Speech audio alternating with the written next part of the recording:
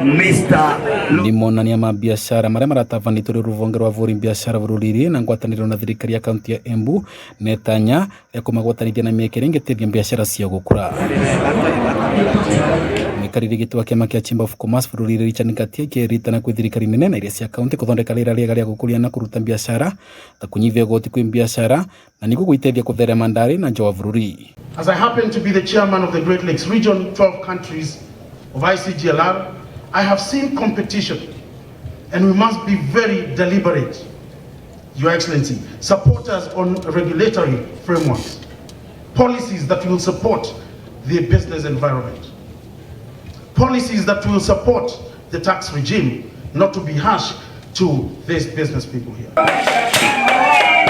Gukwakiranagira kumbika mitaratara ya kugacithiria biashara na urimi, gavana Mbalili orota itemi ria thirikari nene vaikuceria thoko cia kimavururi cia indo iria irakurirwa na kuthondekerwa makauntiri ni wavatane tondu unene wa thoko icio ni gutethia vuri biashara kugia mbeca mbega cia guyukurithia mutuririri. But our biggest challenge is market for our produce. Our biggest challenge is we get very little out of our hard work. My request to you, Waziri, help us get market for our produce. Help us get market for our coffee, for our tea, for our milk, and we are ready to add value.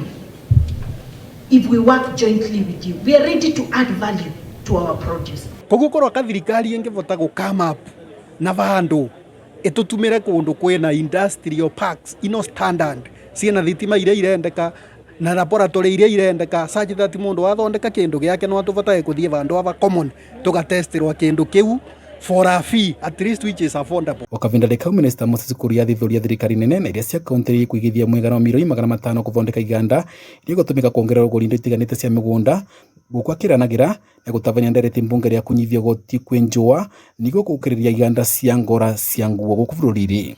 I am sending to Parliament a proposal to remove that duty so that the people also of white and skin can also benefit from that.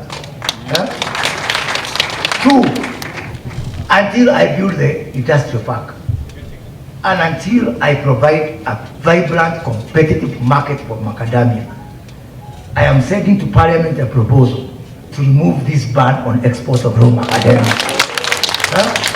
So that maneno ya 15 shillings and 20 shillings is why should I, if I have no alternative, why should I stop someone from China from buying the Macadamia? Bando riva Kameme TV ni tauni ria Embu ni Dennis Fundi.